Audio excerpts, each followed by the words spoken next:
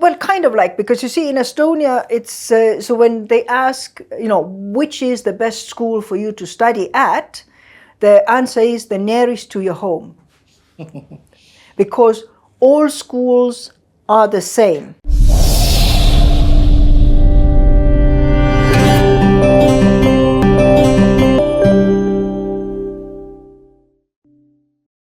CTA with Honorable Kadri, video 4. An enemy of progress called electricity is trying to stop us from continuing this conversation. But we're not going to let it. Kadri, you were explaining about countries that are having population decline, because I wanted to paint in contrast the difference with what's happening in Kenya or Africa. And because, okay, so number one, what is normally attributed to the decline in population is normally the level of women gaining education. Because if the woman has a career to think about, if the woman has the intention to build herself, then having children and staying at home interferes with that. Yep. And so to mitigate that, Estonia offers 1.5 years of maternity leave once you have a child. And that 1.5 years. 1.5 years, fully paid. For context, fully paid. Fully paid. For context, in Kenya, it's 3 months. It's 3 months, yes. If you're lucky. I mean, legally 3 months. Yeah. But a lot of people even lose their jobs just because of that. You're saying it's 1.5 years. It's 1.5 years, and you are able to, of course, if in the course of that 1.5 years you have a second child, it adds another 1.5 years. No way. This is insane. Man, entrepreneurs must be pissed. Well, yes and no, but you see, the thing is, so yes, it is sometimes challenging when you consider employing a young woman who has, maybe recently gotten married, etc., etc. However, it is possible to split that maternity leave between the mother and the father. What? So it's, you see, this is where I say, if the woman loves her job, loves what she does, loves the career she's in, it's possible to say, okay, maybe the first, 6 months, she's the one who stays at home. But after the first 6 months, when now the necessity to be the one feeding the baby is less, then it is possible to say the father takes maybe half the days off and the mother takes half the days off. They share the 1.5 years of then parental leave. It's not maternity leave only. It can be paternity leave or it can be parental leave. You've just made me understand a conversation I had with somebody. He said, I earn the higher salary, so it makes sense for me to be the one to take the leave. And after a couple of months, he stayed home. Yeah. Actually, it's quite common in Estonia for the father to be the one to stay at home if, once the need to do breastfeeding is over. Yes. Because it allows for very good bonding with the child.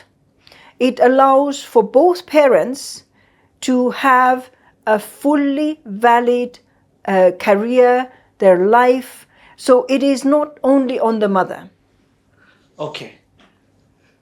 You are talking about the things that are helping the decline.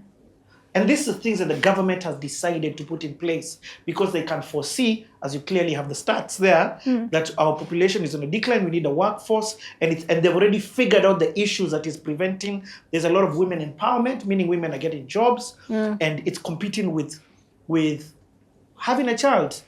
And now they've even brought in measures and policies to help that. I'm sure even if you talk about, okay, what else? And so, you see, I think the other part where, when you mention women empowerment, so in Estonia, that concept is not there.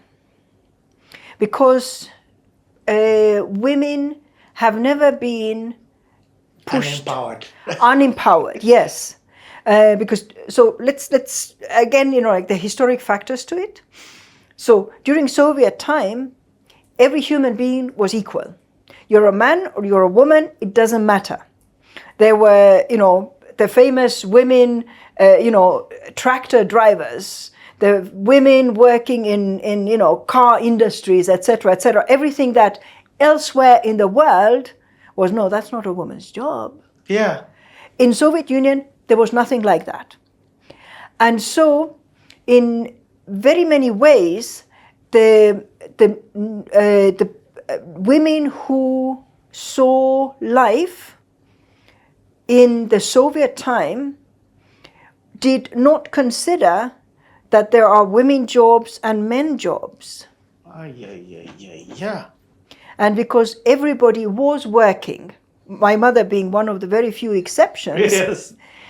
You never had that thing of, well, both of us cannot have a job, so why don't you as the man go and have the job? There was never that conversation. There was never the conversation, not everybody can have education, hence let the boys get the education.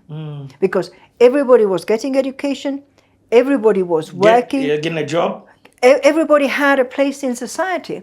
And so there was no need to have this kind of a conversation that as a woman, you really ought to stay at home.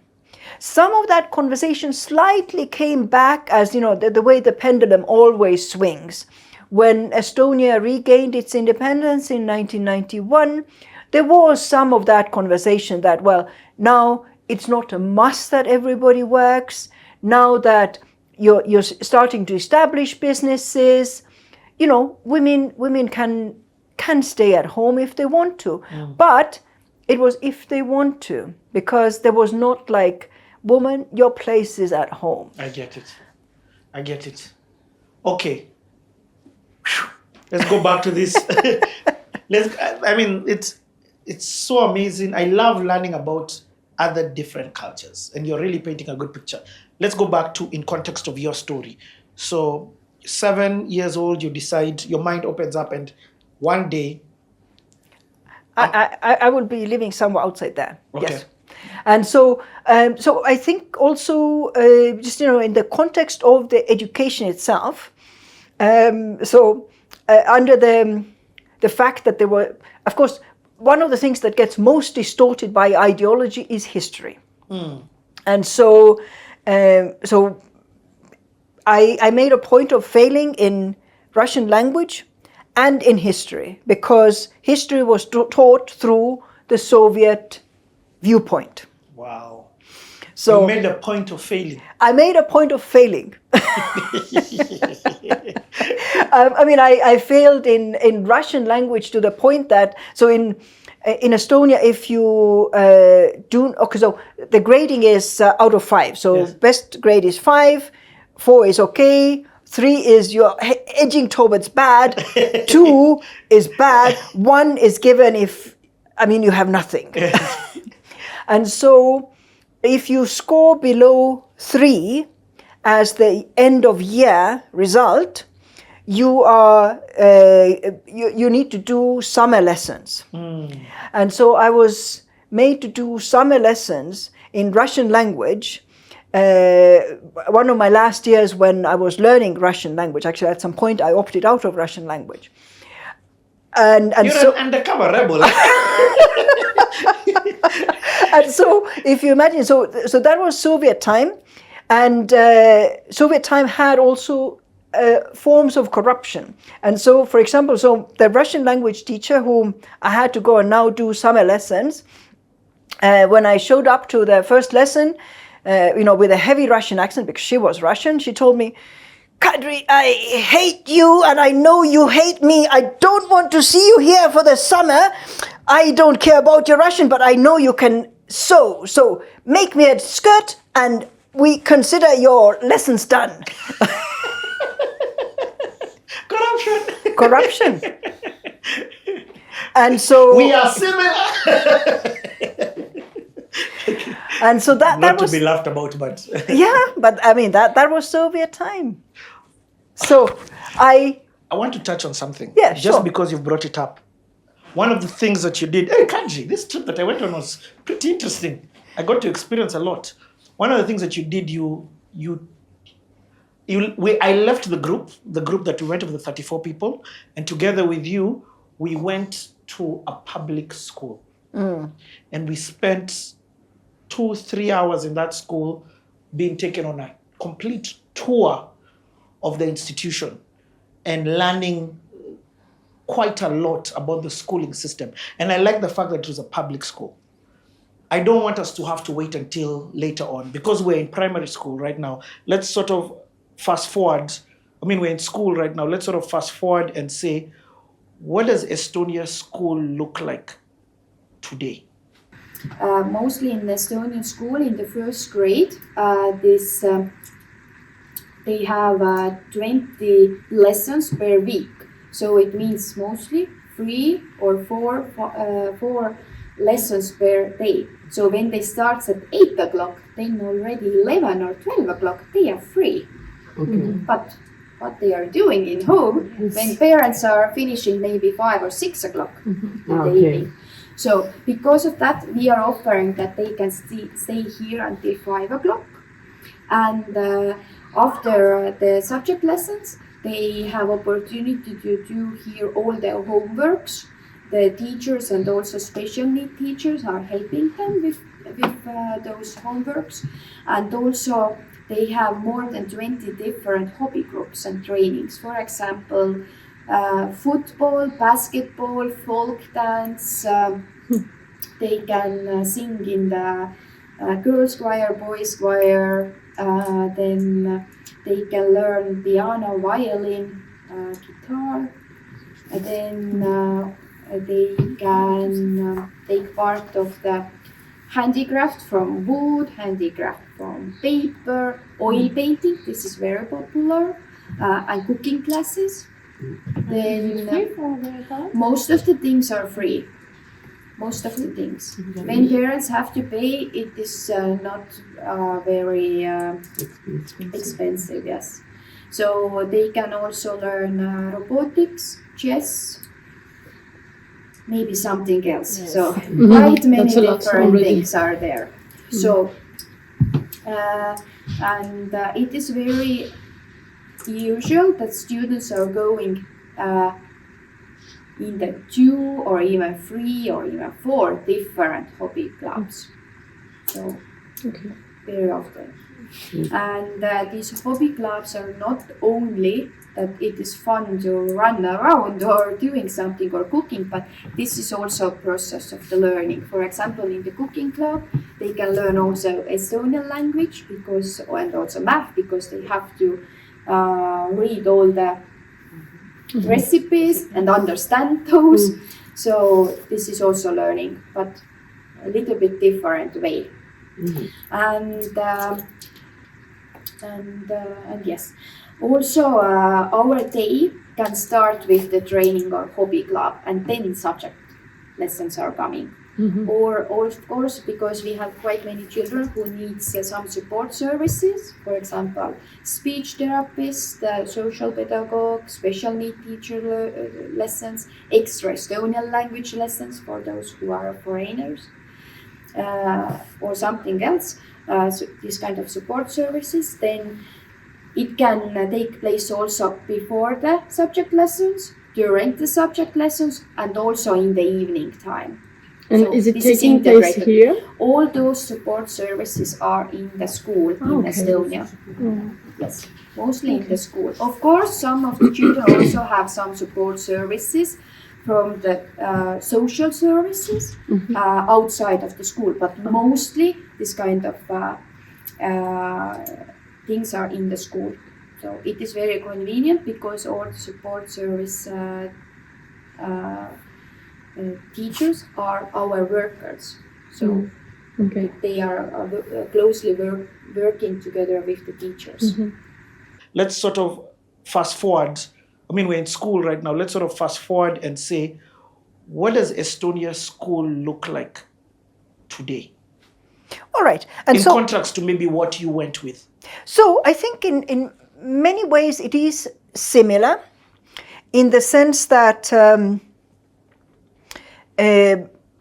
in Estonia, number one, it has always been that besides learning, the theoretical subjects, you also learn very practical subjects. And so we, even in our school, we had, and that's why my Russian teacher could tell me, you know how to sew, is because from the time, I think it was from grade 5 or 6 onwards, we learned how to tailor, we learned how to knit, how to crochet, how to cook. We had a small kitchen in our school for learning purposes, where we went to learn how to do, proper table etiquette, how to prepare meals based on a menu, how to lay the table. At that time, it was separated between boys and girls, where the girls learned all these things that I've mentioned right now, and boys had a workshop. There was one which was timber workshop, one which was metal workshop, and they learned how to use all the equipment that you need to use in order to build things from metal, in order to cut things from timber, and so all of us had to make things. Like, for example, I think that because the first thing I know I made, I think that time I was 11, 10 or 11. I made a skirt for my sister. The next year I made a night dress for myself. I made, so then we were knitting. You had to knit socks. You had to knit gloves. You had to be able to produce these things in a manner that they're right, that you can wear them. And the boys were making little dustpans for cleaning the floor, some wooden boxes for keeping things in, and so on and so forth. So this is the handicraft room and also the cooking class. And from the 4th grade, they are coming here every week, at least 2 lessons. And this is compulsory in the curriculum. But also our 1st graders are coming here because many of them are taking part of the cooking classes. And we also have a tradition that some evenings during the school year, every year, our parents can come also together with the children here and to learn something new. So, for example, next month it is coming the Turkish dishes night, and one parent is organizing that after. So, but our national this kind of patterns are used here. Yeah, there is actually more details about these things and head things and so.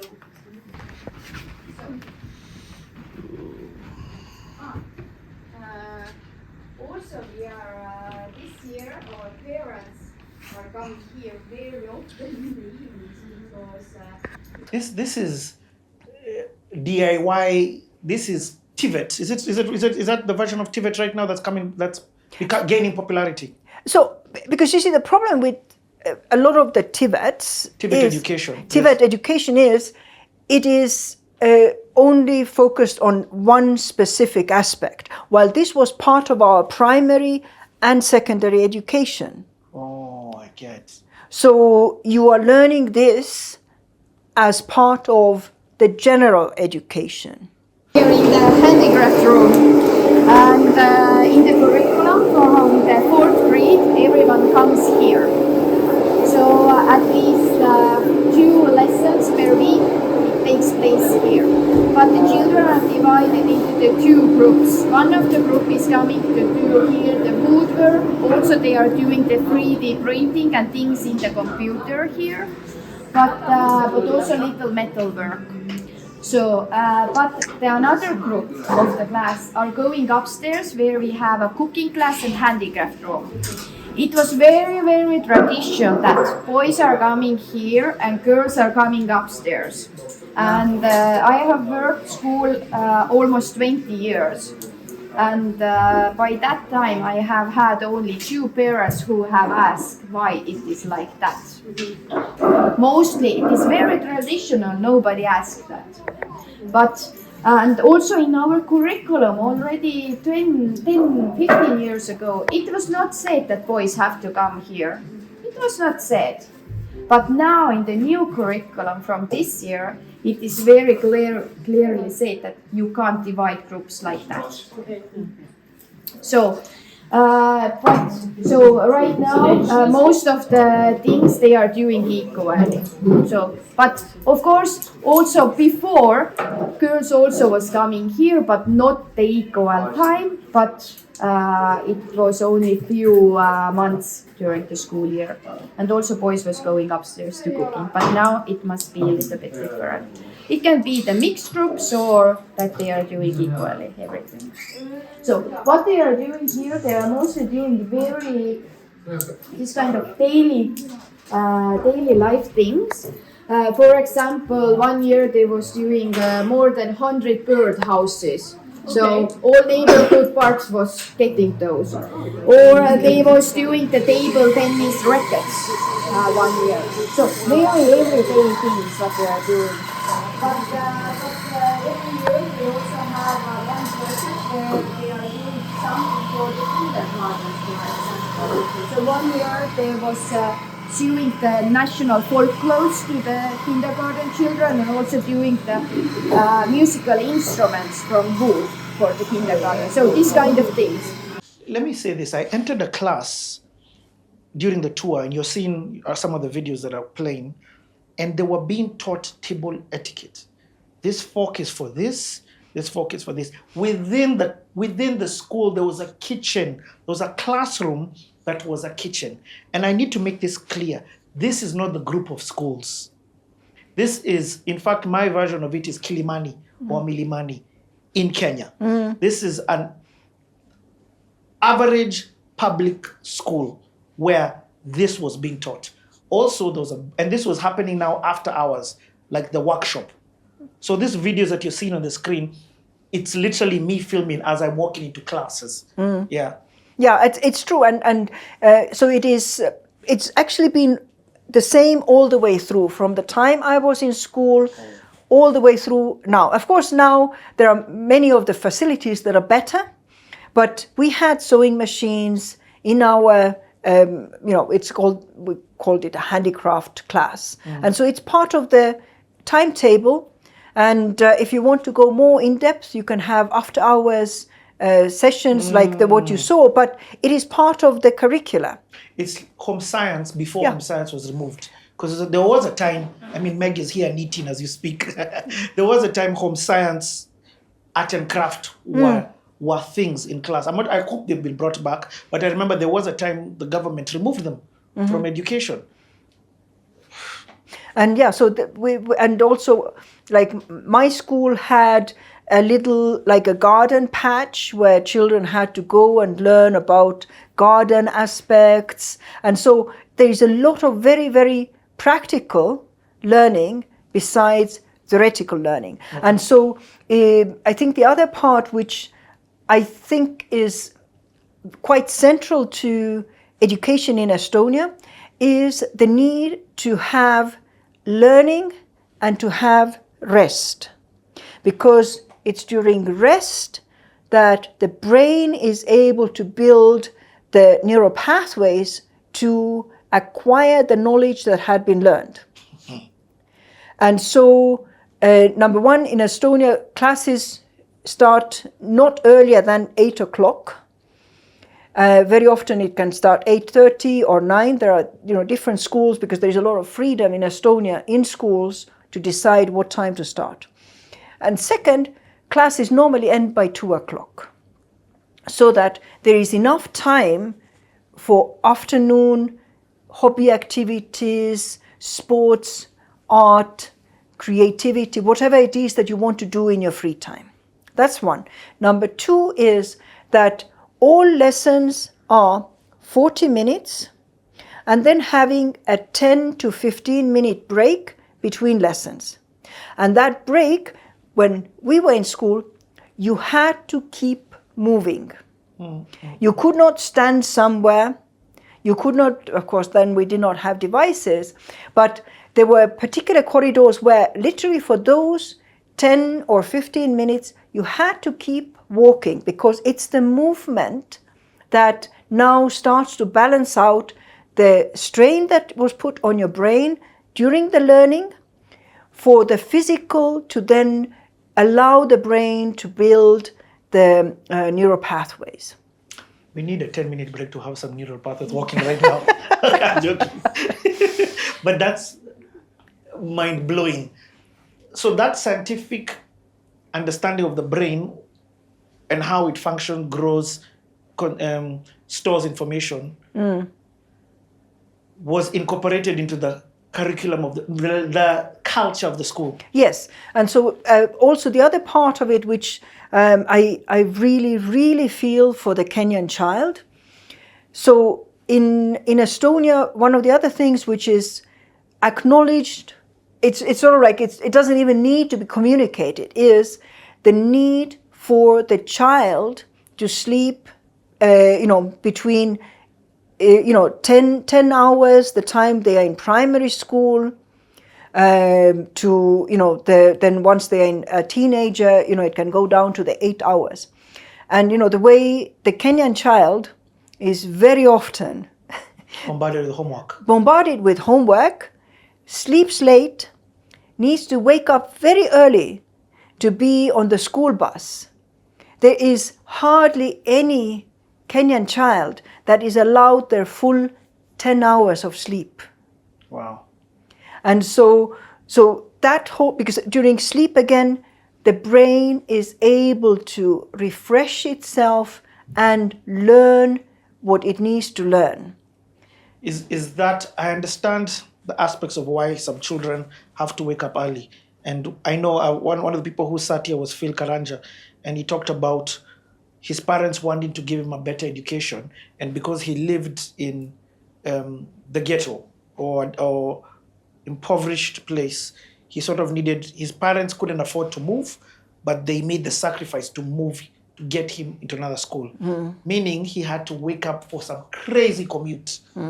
I know in Estonia, the school culture works differently from the aspect of where you go into education. Your primary school, the day you're born, you know where you're going to school. Is it?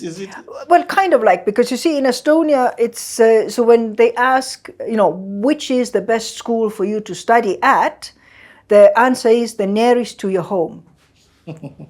Because all schools are the same. Oh, say that again. That the nearest from your home is trying to say there's no difference in our school quality anywhere that you go. Yeah, and the best one is whichever is the closest to you.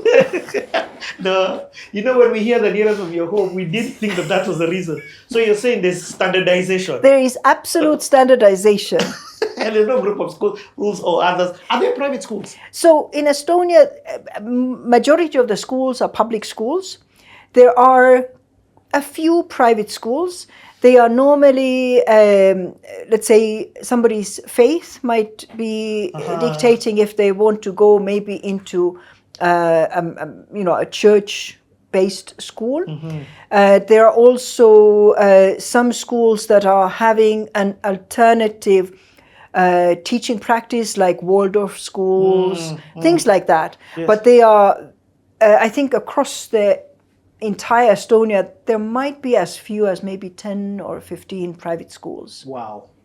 And how many? Okay. And so, what about the aspect of special needs? Is it factored in this public schools? So in terms of the teaching abilities, in terms of ramps for disabilities, are all these things factors within the... Yes, so they are, and so so in Estonia, unless somebody is really severely challenged in either their physical or mental being, most children with different forms of challenges in learning, they are assimilated into the classroom itself, and so. Because Estonia uses two types of curricula. There's the standard curricula, and then there's the curricula that has lighter learning load. And so the two can be taught in parallel in classroom. It is even more seamless when the teacher is able to allocate work on digital learning platforms like OPIC, where the teacher is simply able to assign tasks individually to the children. Those who are in the standard curriculum get the standard curriculum content, and those who need the lighter content get the lighter content. But they're able to socialize and be part of the same classroom. Third grade classroom, and how to say, in Estonia, the teachers have very big autonomy about learning and teaching. We have a national curriculum, and every school are making their own curriculum. But those things what you are doing in the lessons, it depends now by the teachers. So, but in our schools we have certain this kind of agreements about what we are doing or what we want to see in the lessons. And one of the things what we try to do is integration between the lessons and different subjects. So, for example, after I can show you, but we have so this kind of certain themes, and then different subjects are giving their learning goals there. And sometimes maybe when you are in the lesson, it is a little bit hard to understand what lesson it is. It can be like that. For example, tomorrow you are coming to our Estonian language, but we are doing actually different things there. So, and we are also working together with the teachers. So it means that, for example, we are third grade teachers. She's teaching the B group. Then I have one teacher more who is also learning the B group, but I have a small group. So in the small group there is special need children. So in some subjects they are learning together, but some subjects alone, or sometimes alone, sometimes together. It depends by the things that we are doing in the lesson. So, and we are also working together so that we have the same weekly plan what we are doing. So sometimes maybe I do some worksheets and everybody use that. Sometimes maybe she are doing some kind of I don't know, some game, and we all use that. So we are sharing the ideas, and also this workload is less than when you are cooperating. So, and what more? In our school, we are giving for every child their own computer. We are using the Chromebooks, the laptops.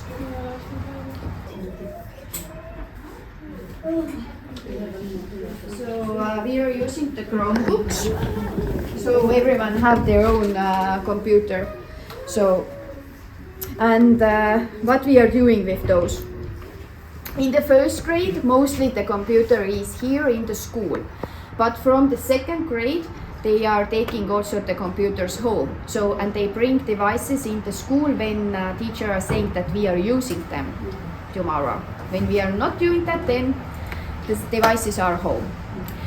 So every student is given... Every student have that, yes. There'll be a full documentary on the tour that I went on. So you'll be able to take the tour from my perspective. It's about a 2-hour documentary. I promise you it will be worth, so that we can move on with this story. And the link will be in the comments. So just keep checking. Back to your story. You are now in this place, your mind has been opened up. Yani Kadri, we are moving so slow, but I love it. Let's keep on the pace. There's too much value. So where does the story go on from here? So I think the other part which I would say probably will be sort of many of the Kenyan parents will ask questions. The Ministry of Education, the Child Services, etc. So in Estonia, when I was growing up, it was very, very normal for children to do some work during summer holidays.